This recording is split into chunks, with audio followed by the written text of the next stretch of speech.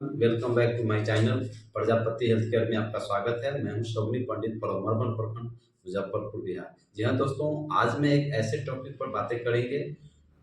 अगर आप ग्रामीण चिकित्सक हैं, हेल्थ सेक्टर में काम करते हैं, तो आपके लिए वीडियोस काफ़ी महत्वपूर्ण है या फिर अन्य सभी के लिए वीडियोस काफ़ी महत्वपूर्ण है। आज हम जानेंगे कि शरीर में जब सीवियर डिहाइड्रेशन होता है, शरीर में जब पानी की कमी होता है, तो कौन कौन से आईवी फ्लूइड्स जैसे एनएस होता है, आरएल होता है, डीएनएस होता है, 5% एक्सट्रोज होता है, 10% एक्सट्रोज और भी बहुत सारे आईवी फ्लूइड्स मार्केट में उपलब्ध होते हैं। तो कौन कौन से बीमारियों में कौन कौन से आईवी फ्लूइड्स डॉक्टर्स रिकमेंड्स करते हैं और पेशेंट को चढ़ाया जाता है। चलिए हम जानते हैं विस्तार से। तो अगर आप मेरे चैनल में नए हैं या फिर पहली बार मेरे चैनल से जुड़े हैं, तो प्लीज़ लाइक करें, सब्सक्राइब करें और वीडियो को अंत तक जरूर देखें। तो हम शुरू करते हैं, एनएस से शुरू करते हैं। एनएस दोस्तों, एनएस का मतलब होता है नॉर्मल सलाइन। क्या होता है? Normal saline.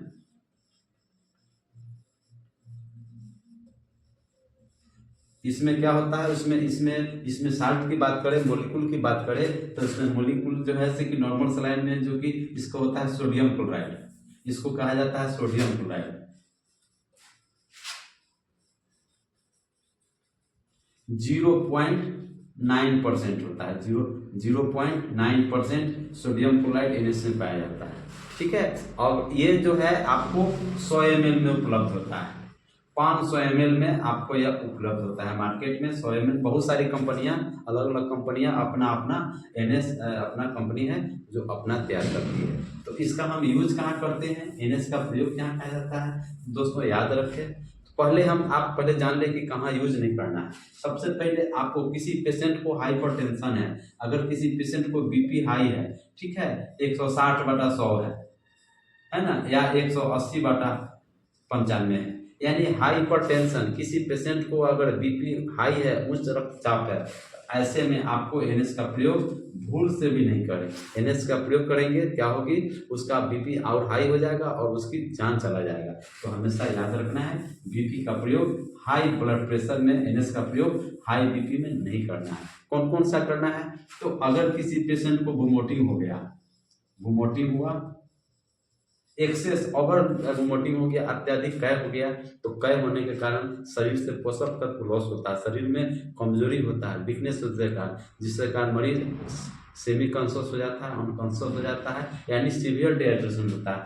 ऐसे कंडीशन में डॉक्टर्स जो है आपको एनएस रिकमेंड्स करते हैं, चढ़ाने की सलाह देते हैं एनएस। दूसरा होता है, अगर कोई पेशेंट लूज मोशन हो गया, लूज मोशन, तो लूज मोशन हो गया, तो इस कंडीशंस में भी डॉक्टर्स एनएस चढ़ाने की सलाह देते हैं, यानी डायरिया में, वोमिटिंग में आपको एनएस चढ़ाना है। तीसरा होता है कि अगर किसी पेशेंट को सोडियम कमी है ना, सोडियम क्लोराइड की कमी है, तो सोडियम क्लोराइड की कमी है, उसको भरपाई करने के लिए आप एनएस आईवी चढ़ा सकते हैं। एनएस आईवी का मतलब होता है इंट्रावीनस, इंट्रावीनस के रूप में आप एनएस दे सकते हैं। चौथा होता है कि याद रखें एक चीज और, कि अगर किसी पेशेंट को सोडियम की मात्रा ज्यादा है, तो उस कंडीशन में भी आपको एनएस का प्रयोग नहीं करना है। तो 2 कंडीशन याद रखें कि आपको एनएस का प्रयोग नहीं करना है। ठीक है, अब हम बात करें कि आप वोमिटिंग के बारे में जान गए, लूज मोशन जान गए, और तीसरा दोस्तों होता है क्या है कि बहुत सारे ऐसे इंजेक्शन आते हैं जो डस्ट में आते हैं, पाउडर में आते हैं, उसको डाइल्यूट करने के लिए, जैसे बहुत सारे एंटीबायोटिक्स हैं या गैस की दवाई है, पेंटोप्राजोल है, और भी बहुत सारे ऐसे हैं जिसको डाइल्यूट करने के लिए एनएस का प्रयोग किया जाता है, नॉर्मल सलाइन का प्रयोग किया जाता है। ठीक है, यानी इंजेक्शन को डाइल्यूट करने के लिए एनएस का प्रयोग किया जाता है। और चौथा होता है दोस्तों, अगर किसी को वुंड इन्फेक्शन से घाव हो गया है, तो उस घाव को वाश करने के लिए एनएस से ही वाश किया जाता है।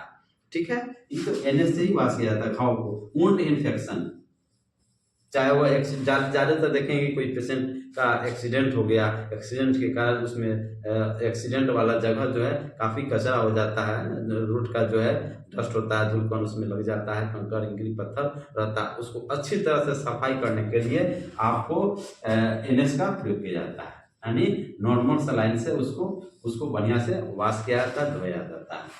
पांचवा होता है कि अगर किसी पेशेंट को आप देखेंगे कि HB कम है, हीमोग्लोबिन काफ़ी कमी होता है, तो उस हीमोग्लोबिन की पूर्ति करने के लिए बहुत सारे आयरन सुक्रोज सुइया होते हैं, या फिर आयरन की भी और भी दवाइयाँ होती है, जिसको जो है डॉक्टर्स उसमें NS में डाल करके, नॉर्मल सलाइन में डाल करके, चूँकि उसमें 100 ml का जो नॉर्मल सलाइन होता है, NS होता है, उसमें डाल करके डॉक्टर्स रिकमेंड्स करते हैं, उसको चढ़ाया जाता है। इस तरह से NS का प्रयोग किया जाता है। Post operative, pre operative operation से पूर्व भी ऑपरेशन वाले जगह पर अच्छी तरह से साफ किया जाता है, इस तरह सफाई किया जाता है।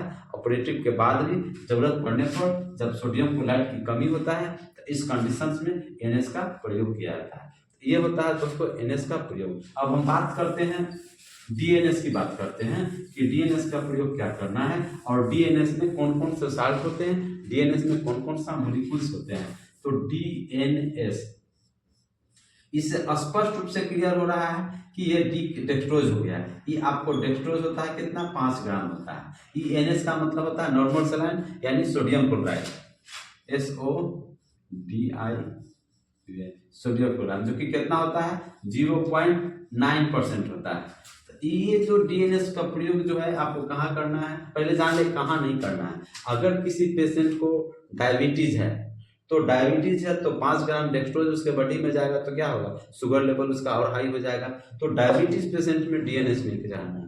दूसरा केसेज हो गया, अगर किसी पेशेंट को हाइपरटेंशन है, उच्च रक्तचाप है, तो अगर उच्च रक्तचाप होगा तो NS दे रहे हैं यानी सोडियम क्लोराइड दे रहे हैं, तो उसका BP और क्या होगा, हाई हो जाएगा। तो उससे भी आपको बचने की जरूरत है। चढ़ाना क्या है, वोमिटिंग हो गया, वोमिटिंग हो गया तो वोमिटिंग में क्या होगा, शरीर में से पोषक तत्व आपको लॉस हुआ, शरीर से आपको जो एनर्जी है वो कमता है ना, सोडियम हो गया, पोटासियम हो गया, इस तरह से जो भी शरीर का जो एनर्जी है वो लॉस होता है। उसके भरपाई करने के लिए DNS आपको दिया जाता है। DNS आपको 500 ml में उपलब्ध होता है, 1000 ml में उपलब्ध होता है मार्केट में। तो आपको डिपेंड करता है कि आपको कितना जरूरत है, उस हिसाब से इसको 24 घंटा में 3 से 4 बोतल DNS आप इस्तेमाल कर सकते हैं एक पेशेंट पर। तो वोमिटिंग में आप DNS दे दिए, DNS। और दूसरा होता है लूज मोशन।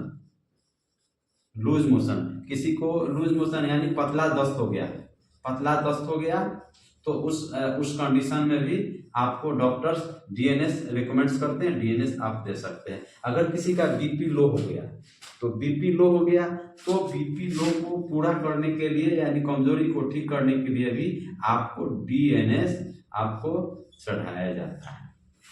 पांचवा होता है कि अगर किसी को ग्लूकोज की कमी है ना, BP लो है, तो उसमें भी आपको DNS आपको उसमें चढ़ाया जाता है। इस तरह से DNS 4-5 कारणों में चढ़ाया जाता है। तो इस वीडियो के माध्यम से आपने जाना कि DNS किस कंडीशन में नहीं देना है, तो उसको हमेशा फॉलो करेंगे और उस कंडीशन में DNS नहीं दें। और कोई भी पानी चढ़ाते हैं तो पानी चढ़ाने से पहले आप वाइटल चेक करें, पेशेंट का कंडीशन को जानें, और BP जरूर चेक करें, और जरूरत पड़े तो उसका आपका शुगर लेवल भी देखना चाहिए कि शुगर लेवल का कंडीशन क्या है। कभी कभी पेशेंट बोलते भी नहीं है, ना आप पूछ पाते हैं, ना पेशेंट जवाब दे पाता है। उस कंडीशन में बहुत सारा परेशानी डॉक्टर्स को झेलना पड़ता है।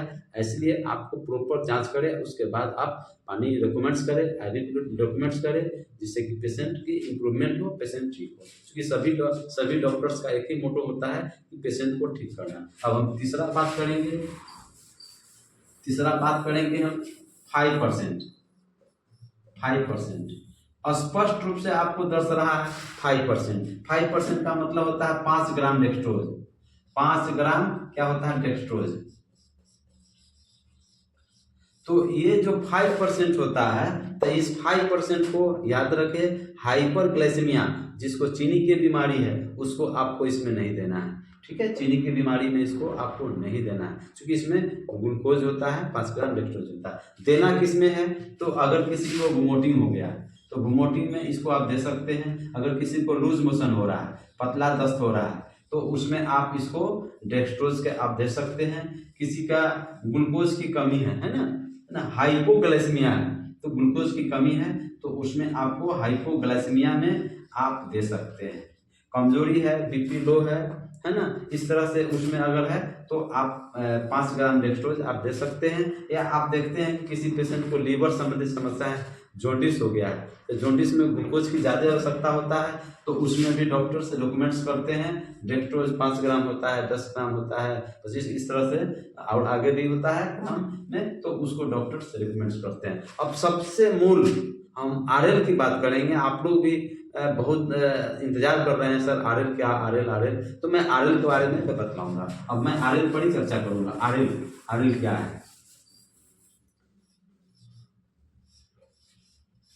दोस्तों? आरएल का मतलब होता है रिंगर लैक्टेट। ये एक ऐसा फ्लूइड होता है कि बच्चों से लेके एडल्ट तक ले किसी भी पेशेंट पर डॉक्टर्स अप्लाई करते हैं और इसको देते हैं। तो बहुत सारे ऐसे एलिमेंट्स होते हैं, ऐसे साल्ट होते हैं जो हमारे शरीर से वोमिटिंग के दौरान, उल्टी के दौरान जो लॉस होता है उसको यह भरपाई करता है। तो डिहाइड्रेट को रिहाइड्रेट करने के लिए आईवी फ्लूइड लगाया जाता है, इसमें आरएल भी उसमें शामिल है। तो आरएल में कौन कौन सा साल्ट है इसको पहले हम जान लें।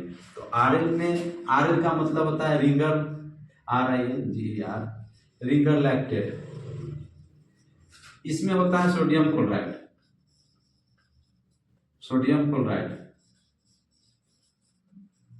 दूसरा होता है पोटासियम क्लोराइड, और तीसरा होता है कैल्शियम क्लोराइड। ये 3 साल्ट मॉलिक्यूल्स इस आरएल में पाया जाता है। इस पेशेंट को अगर किसी का बीपी लो है तो उसमें इसको दे सकते हैं। दस्त हो गया, शरीर में पानी की कमी हो गई, उसमें आप दे सकते हैं। वोमिटिंग हो गया, उसमें शरीर में कमजोरी है, उसमें आप दे सकते हैं। कोई पेशेंट कई दिनों से खाना नहीं खाते हैं, उपवास में चले जाते हैं, जिससे कारण शरीर में काफ़ी एक्सेस कमजोरी हो जाता है, तो उस कंडीशन में आप आरएल दे सकते हैं। ठीक है, बहुत सारे कारणों में आरएल आप दे सकते हैं।